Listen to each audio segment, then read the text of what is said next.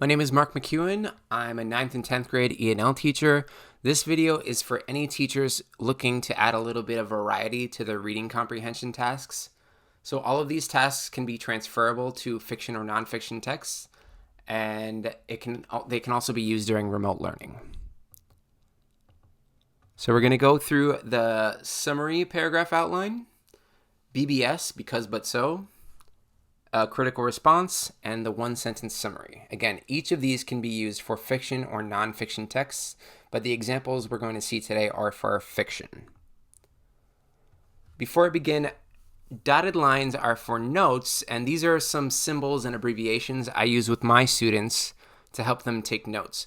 This may be a bit overwhelming to start with, so it's a good idea to start with the basics, which are these symbols here. So, summary paragraph outline. So, this is a great way to get the students to really boil down the most relevant details, the most important details in a text. So, it could be a chapter of a book, an entire book, an article. So, here we start by giving them a topic sentence, and this shows them what they should focus on for those supporting details. So, here the topic sentence is, in chapter 6 of Mary Shelley's Frankenstein, Victor works to complete the creature's request. So each detail that they include from the chapter should support this idea of Victor working to complete the creature's request. So you may really need to think about what that topic sentence should be so that they are choosing the details that really support that idea. So Victor travels to England with Henry for advice from scientists. Victor leaves Henry and travels to a remote island to create the second creature. Victor works for a long time because Victor is afraid of his first creature.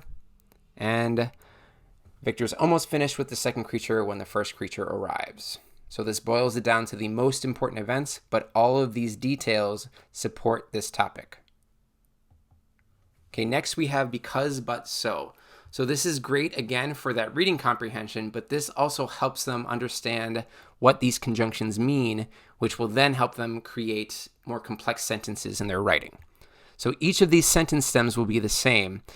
Now, thinking of the right sentence stem can be kind of challenging for the teacher, so give it a few tries. I believe this was my third draft of this one because but so activity. So make sure that when you're creating these, you're trying them yourself, and make sure that they actually have a response and that they have varied responses as well. So we have Victor thought that the creature wanted to kill him on his wedding night because, but, and so.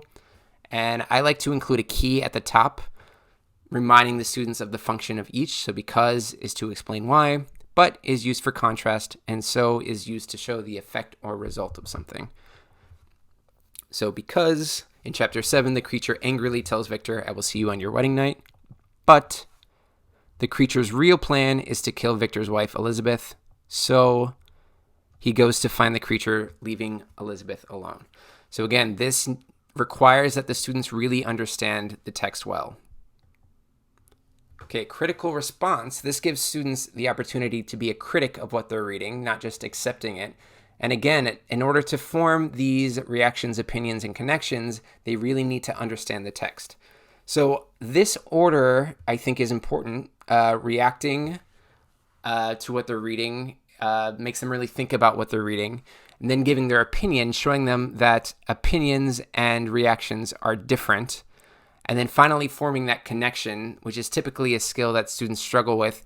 If they have formed those reactions and opinions first, they may have something that they can connect to. So for reactions, I like to give students vocabulary so that they can think about what they want to say.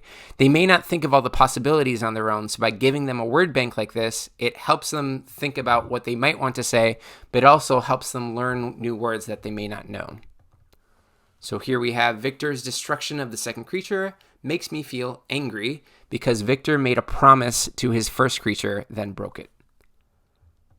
So then we have opinions, and this is a good contrast with reactions because students tend to think reactions and opinions are the same, but they're really not. So again, we give a word bank just to give them options, and this also may help them learn some vocabulary. So I think that Henry's death is unfortunate because he only died as a result of the conflict between Victor and the creature. Then finally, we have connections. So we have text to world, text to self, and text to text. These are typically the hardest for students because they either haven't read a lot or they don't follow the news, or maybe it's just making those connections is hard to begin with. So here we have Henry's death in Frankenstein reminds me of Mercutio's death in Romeo and Juliet. Both characters died as the result of conflicts between other people. So you can see the connection between the opinion and the connection, and that's okay because students may use the reaction and the opinion to help them think of a connection. So there's a lot of freedom with the critical response. You may choose to have students do this as an audio or video response, as people make YouTube videos making critical responses all the time. So two great options for that are Flipgrid and Screencastify. So Flipgrid has an app that students can use, and Screencastify is a Google Chrome extension that they can use to take a video. So finally, we have the one-sentence summary. So the idea here is the students are reading the text, and then they're using these question words to help them create a one-sentence summary. You'll notice that some of these question words are crossed out. So that's something teachers can do when students are just starting out with this, so that they don't have to worry about question words that are not relevant. But as students get more practice, that's something they should be able to do themselves.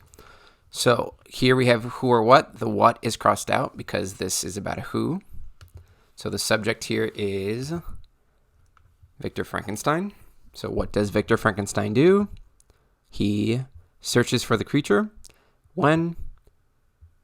After his father dies. Where? In the north. Why? He wants revenge for Elizabeth's death. And again, the how here is crossed out because in this case, it's not relevant. So those details are combined to write a sentence, a one-sentence summary. So we have, after Victor's father dies, he searches for the creature in the north because he wants revenge for Elizabeth's death. So you'll notice here the when is actually what starts our sentence, and we have an after clause here with that subordinating conjunction. So this is a trick you might need to teach students when they're first starting out. So we start with our when, then we have our subject, our who, does what, our action, where, and then our why. Okay, so what does this look like in Google Classroom and using Google Docs? So there are a few options here. I like to put these in the stream. So here we have the example of the paragraph outline. So what you can do is actually have students copy and paste a template into the comment bar, and then that's where they type their response. You can also do this in a Google Doc, and that might look like this. So this is for the one-sentence summary. But let's talk about how to actually make that template. So what we're going to do to make this is actually use the table function in Google Docs. So first I want to think about how many cells do I have? How many columns? How many rows? So to create these question words, let's see, I have 1, 2, 3, 4, 5, 6. So I have 6 rows. And then I'm going to want one column for the question words and then one column for the student responses. So I'm going to actually make a new page here. Go to Insert, Table, and I said 6 rows, 2 columns. So we're going to start with these lines, and you can see this spacing isn't quite correct. So I want to move that over. I'm going to write my question words. Who or what does what, when,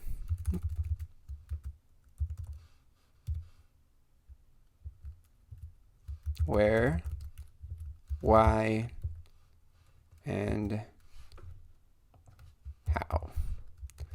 Now, I like to justify this on the other side, so I'm going to head over here, and I'm going to right align those. And now I want to create those dotted lines. And that's actually pretty simple to do this. So what I'm going to do is highlight all of my rows here. And I'm going to select that middle line and change it to a dotted line. Now those dotted lines are a little small for me, so I usually like to move them up to 1.5 points. Then it's clear that they're dotted lines. And I'm also going to do that for that bottom line. Okay, now I need to get rid of the rest of these lines. So I'm going to have to go through a few different things for that. So first, I'm going to do this column. And I'm going to select all those lines and actually make it a 0 point. So now those are gone. Going to get rid of my top line here and my side line here. Okay, there we're good. And students can type in here, type their responses. Now, how do I create that one sentence summary line? So very similar. So there I just need 2 columns, 1 row. So I go to insert, table, I want 2. Might want to change the spacing here a little bit. Move that over. One sentence summary. I'm going to move that over a little bit more. And this is a little bit easier, so I'm actually just going to get rid of all of my lines and put that one line, the bottom line, back in. And that's it. Pretty simple. I hope you'll find some of these strategies useful. Again, my name is Mark McEwen. Here's my email address if you have any questions. And if you're looking for more strategies like this, you can go to strategicinquiry.com.